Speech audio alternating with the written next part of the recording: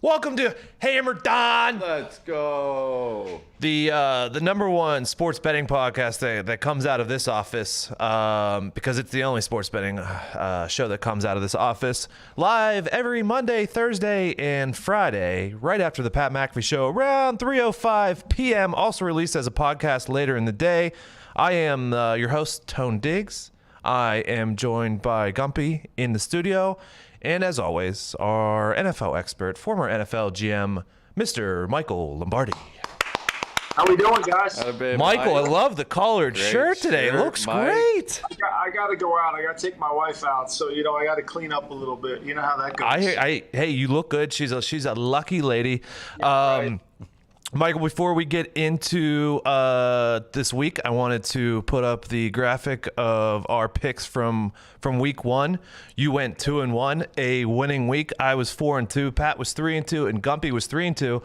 That sounds like a winning week coming out of this office and the show, even though some of the commenters on YouTube said I lost the money. I just don't know how that's possible. Michael, congratulations on a winning week one.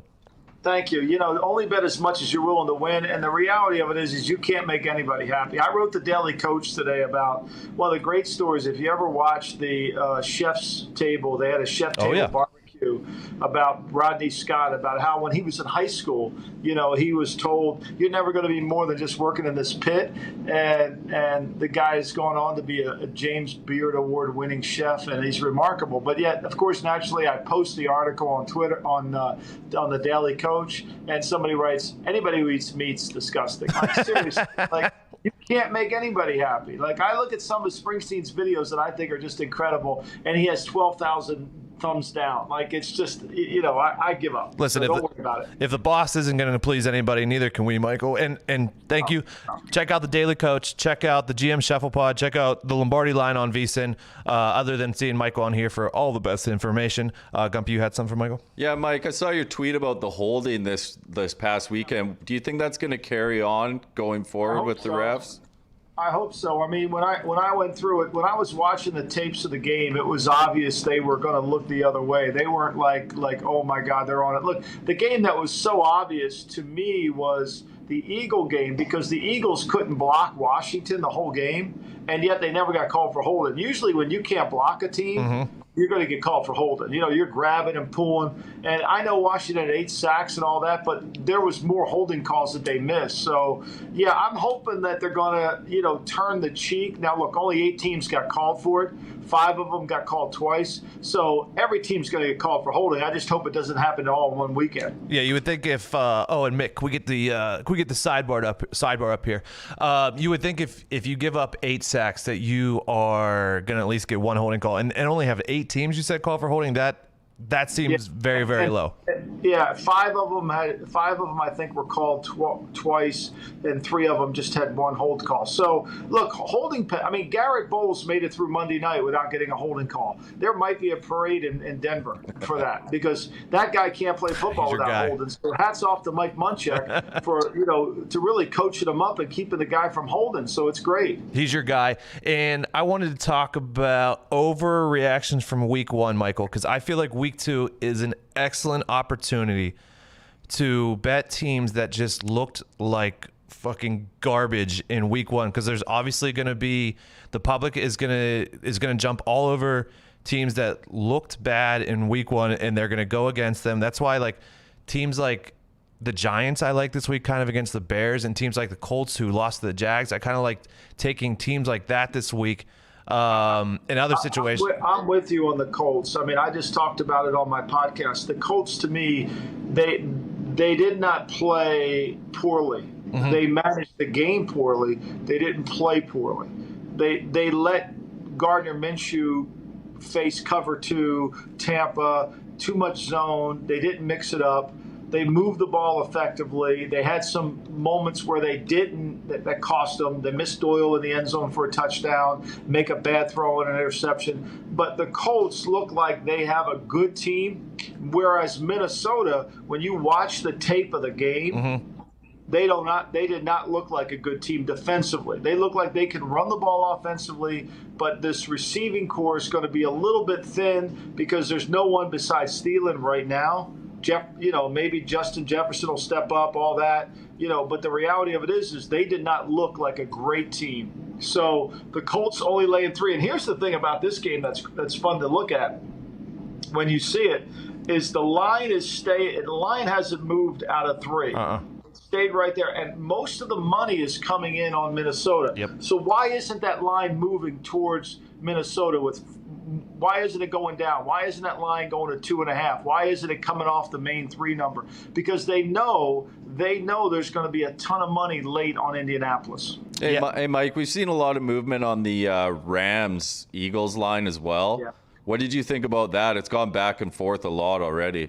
Another one of my plays this week on the pod. I love the Eagles. I don't think the Rams. I think anytime that Jared Goff goes against a good defensive front that'll pressure him and hit him in the mouth, I'm going to bet against the Rams. Right? I thought the Rams did everything they could against the Dallas team that probably didn't play their best, had a lot of injuries, and they were fortunate enough to keep that game from going overtime. And I was on the side of the Rams in that game from the beginning of the week. I thought it was a good play. But I like the Eagles. The Eagles' defensive front dominated. I mean, they held Washington to 3.8 yards per attempt per play. And not one. That's remarkable. How do you do that? So I thought the Eagles lost the game. Their defense played well. Their offense turned the ball over and made mistakes, missed 55-yard field goal, interception. They did everything to lose the game. I think they'll come out and play really well. The other thing that I like about this game is the way Jim Schwartz plays defense. He plays with wide nines. And whenever you can set an edge against the Sean McVay defense from the outside in, then you take away a lot of what Goff needs, which is his boots, his nakeds, those easy throws. When you make Goff play quarterback under center in the pocket, you're going to get an advantage. Yeah, and I also saw what's the Phillies running back's name? Miles Sanders. It looks like he'll be back this week. Lane Johnson seems like he's going to play, so that's good news for the Eagles. So yeah, it's 2 situations right there where the Eagles, the Colts, where they looked the result was not good last week, but if you look at the numbers and if you look at how the betting public is and the line not moving and stuff like that, they're teams that you could bet this week and play off of that overreaction. Michael, do you see who just walked into the room? I saw him. I thought there's music when he walks in. What'd he say? There should be your music should play when you walk in. I know. I want like a Stone Cold Steve Austin. Push. They have to zoom out on the 2-shot here. I'm sitting next to old Gumpy, incredibly yoked-looking Canadian fella who Foxy obviously body-shamed upon seeing him. Michael Lombardi, how are we feeling about this weekend? I'm sorry I missed it. I just had to take a shit in a phone call. Are we dominating the weekend or what? I like some of the games this weekend. We just talked about the Colts. I like the Colts and lay the points. I like the Eagles in a pick'em game. That line has moved to all different variations against the Rams. I also like the Niner game came out on and when I make my picks on my podcast, I always go by the circa $1 million bet thing, that tournament. So they came out today, and the Niners are under 7. I don't know how the Jets can move the ball. I mean, Le'Veon Bell's hurt. Their offensive line. Of the teams that looked bad last week, that played bad, I want to bet against them. The Vikings were one of those teams. The Jets were one of those too.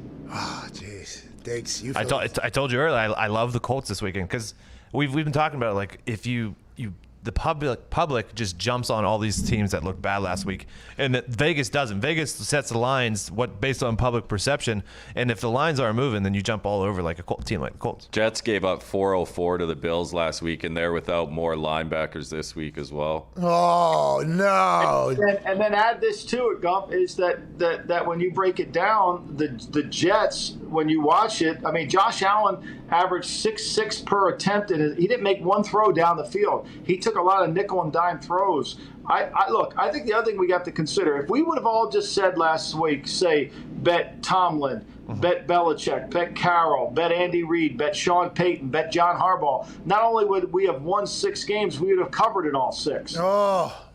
So sometimes I think you got to take offensive coordinators against the coach too. Like I like Kyle Shanahan against Greg Williams. I think he gives him problems. I think you always have to look. I like Frank Wright against Mike Zimmer. He knows how to play him. Do you remember the championship game when Minnesota came back and played Philly? They got killed.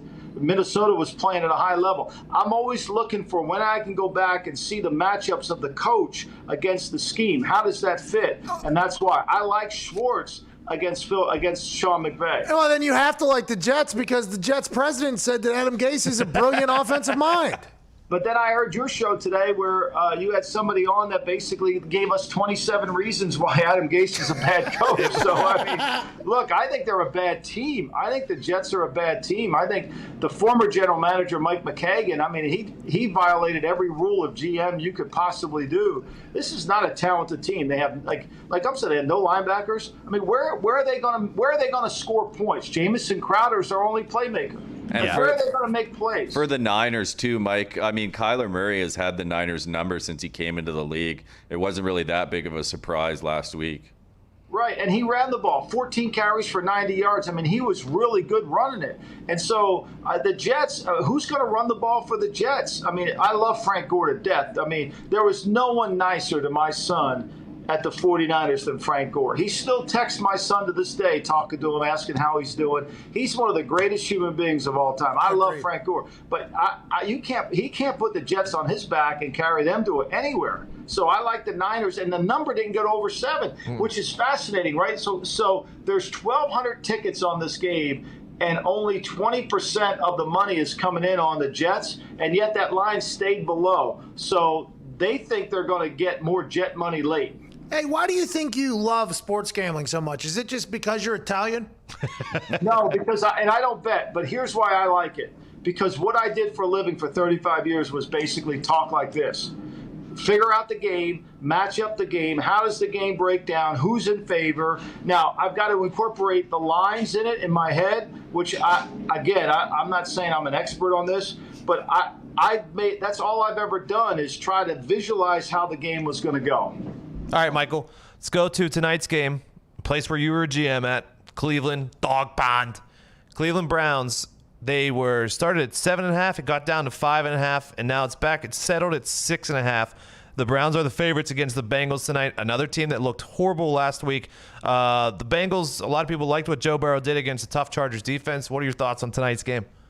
I like the Brownies. I'll lay the points. I thought the Browns had moments of bad play last week. I didn't think they played as poorly as the score. You know, they turned the ball over early in the game, but they ran the ball effectively against a good Baltimore team. I think without Mike Daniels in the game tonight, without Geno Atkins in the game tonight, I think that's going to be problematic for the Bengals playing run defense. I did not think Joe Burrow, look, it was his first game. God love him. He's going to be good. Let's give him some time. I think they're going to have to heat him up a little bit. They need to get Joe Mixon going. I'll take the Brownies. I think the Brownies will play good tonight. Pat, do you want to?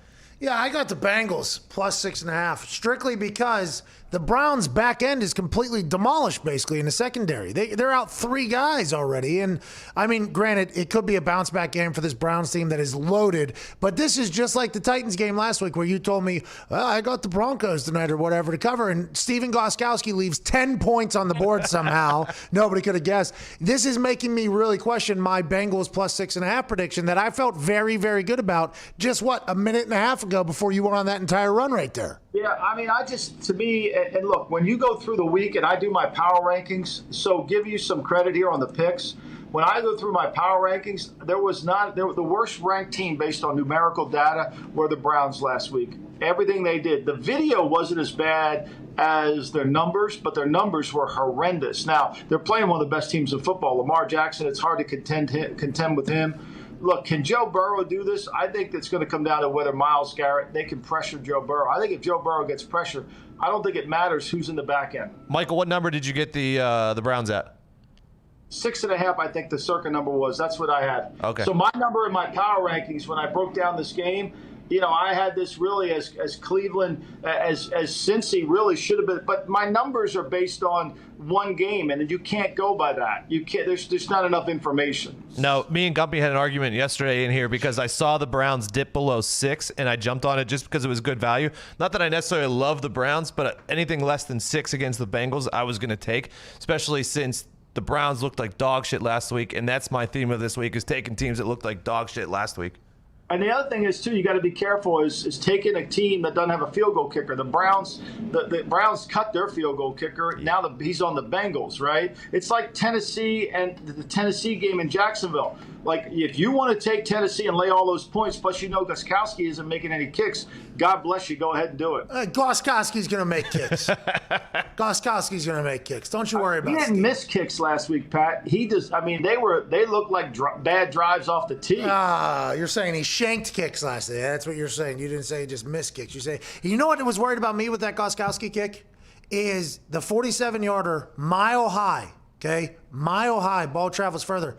That thing was going like halfway up the upright through there, and I was like, oh, did Gostkowski maybe lose a little juice from the rehab he just had on surgery? And when you lose juice, it's not the same swing. So then you have to account for that, and that's why he could be off. But I think one more week of accounting for maybe not having as fast of his leg as he used to have. Stephen Gostkowski's getting back on track, but he's going against the buzzsaw of the Jacksonville Jaguars. I'm staying away from that game for sure.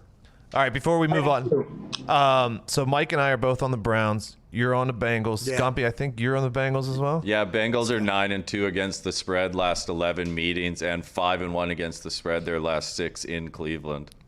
All right, Michael. Fuck me. I do not like that he does not like it. I do not like that one bit. Are you doing that strictly because you had a job there and you feel loyalty, or would that No, I mean, you kidding me? My wife will be in Bengal gear tonight rooting against the Browns. Are you kidding? You guys touched on the Jaguars being plus 8.5. It opened at 11 against the Titans. In a theme that I saw with this week is large spreads. There's 6 games currently where there's a 7-point or greater dog, and it's the Panthers plus 9.5 against the Bucks, Jaguars plus 8.5 against the Titans, Chargers plus 8.5 against KC, Texans are plus 7 against the Ravens, Broncos plus 7.5 against the Steelers, and Jets, wherever you get it, I got them right now at plus 7 against the Niners. Michael, you had them at 6.5. Are there, and you obviously said you're already taking the Niners, are you willing to roll the dice on any of those dogs this weekend? I like Denver and Pittsburgh. I didn't think Denver played as bad as they did last week, and I didn't think Pittsburgh played as good. I think it'll be a tough game. I really do. I think it'll be a better game. But I was scared to take it because Denver, A.J. Bowie's hurt, so I was worried about that. You know, I would lean towards taking Kansas City. I don't think the Chargers are very good, so I lean there, and I lean towards Baltimore because I'm worried about Houston's defense. But those are leans for me. I don't have conviction yet on those. Yeah, I have a note here that says, yeah, you're taking bad teams this week, but 2 of the teams that you will not be taking bad teams against is Kansas City and Baltimore. I'm just not going to touch a game where I'm betting against those 2 teams. Smart, very smart. Actually, I think we could probably break news now. I think my super boost for this weekend is going to be Chiefs minus 8.5. Is it probably the Chargers offense that I saw last week was dog shit, and that was against the Bengals defense. That's not great. I have a hard time seeing them putting up points against the Chargers. How is that not 10? How is that not 10 or more? I don't know why that's not. I don't know why the Jet game isn't 10 or more. The Niners lost, that's why. Chiefs are 17-3 against the spread against their division in the last 20 as well. Yeah. They always go out there and kick ass. They play good, and plus Andy Reid off a bye week. Are you kidding me? True. Forget this. I'm 10 days. Myself, and I should have made that pick. God damn it! Yeah, I'm like the fat guy at the buffet line. I should have ate that. Damn it! Oh. Hey, Michael. I mean, our official picks will come out tomorrow for the weekend, so right, you still have good. time if I'll recalibrate. Yeah, just recalibrate. Don't forget also. You are left in our Survivor +1 -1 pick, so make sure you have one of those picks tomorrow too. Oh, I was preparing for that. Trust me, I was nervous as hell about that all day. I didn't want to be the first. I didn't want to be first man out, so I was nervous about that. All right, okay, enough. All right. Thanks, guys. You're the best. See you, Michael. Have a great night. Thanks, guys. Bye bye. I mean, every time I feel really good about something, he just comes in and shits all over it. And by the way, I was going to dance on his grave about the Titans covering against the Broncos too, and I was so excited. And then Gostkowski leaves 10 points on the board. I mean, I just don't know how that even happens. He's not undefeated, Pat. He's not undefeated. It's not like because he picked the Browns doesn't mean it's guaranteed to win. Yeah, you're right. But he's generally he's right. By the way, that's normally what happens with him. 2 Super Boosts tonight for that game. FanDuel Super Boost over 47 goes from +120 to +170. And then there's also a super boost on Chubb to be the first touchdown scorer. I can't remember what it is. I think it's 580 to 670, somewhere like that. Which, if the Browns want to win, you fucking feed Nick Chubb. I'm actually probably going to play that one for sure. It has to be the Browns, right? Like the Bengals aren't in a must-win, and Baker and the Browns are almost in a must-win, even though it's only week 2. See, I don't like Browns were like that all last year though, and they couldn't do. don't jack like that he shit. came in New here. coach, new GM. That's why I'm saying for Baker, not for like the Browns He as an came in here and organization. he jumped on the Browns bandwagon. You got I've been on the Browns since the morning. I got it at 6, so I got it before it went up. Okay, so there's another one too. Same game parlay. Joe Burrow, 239 plus passing yards. Bengals to cover plus 6.5 and 44 plus points scored. Max bet $50 plus Seems like you like 735. That is all of my bets. This is an expensive show, by the way. Like, I'll hear somebody talk, boom, and I just start hammering things. By the way, we had Pat had Darius Butler on the Pat McAfee show today, and Darius Butler breaks down a lot of film, does not like the Browns secondary, likes the Joe Burrow over, I believe it's 238.5 tonight as a prop bet as well, correct? Yeah, he loves it. Doesn't just like it. He absolutely loves it. Also going to slam that because that's a good combo, right? You bet on the QB on one team to do well, and you bet on the other to win. You feel like you got to hit at least one of them. You're beating the system. Yeah, exactly. You're beating the system. Hedging without hedging. Before we get out of here, saying. I would be a bad host if I didn't ask you Celtics Heat tonight. I believe the Celtics are minus 2.5. Is that correct? I believe so. It started at 3.5 this morning. I'm just taking a money line just because I don't feel good about. Well, I bet on the Celtics every game, so no matter what, I had to do it. But usually I'm a spread guy. I'm taking a money line because it's going to be a close game. Again, Yeah, they'll money probably line's blow it. the only play if you're taking the Celtics here. They just can't go down 2-0 here. Pat, what are you thinking? You know, I think Jimmy Butler's coffee shop is potentially a weapon down there. There's no reason the Miami Heat are in the position they're in. They're plus 3,300 to be where they're at right now, or to win. That Utes got them early. I like the Boston Celtics. I like their team. Yeah. I think Tatum is an interesting guy for sure. I like Marcus Smart. I like Brad Stevens. But I think there's just something in that big face coffee or whatever the hell that Jimmy Butler said. Jimmy Butler didn't even let his family come down to the bubble. So get the hell out of here. It's his business trip. Not only coffee, but also basketball. So I like the Boston Celtics money line minus 144. Hell yeah. All right, we'll be back tomorrow, same time, same place. Tomorrow we will have all the picks for the weekend. Bingo. We will also have the Survivor for those who are left. Yes. And then we'll cover some of the games that we didn't talk about today, the games that are not over 7, not the blowout games. We'll get into some of the tighter seeming games tomorrow. We can't thank you enough for joining us every Monday, Thursday, Friday around 3:05 p.m. Tell your friends. We'll see you tomorrow. Hey, see you guys. This has been fun. Hammer Dahn! Hammer Dahn!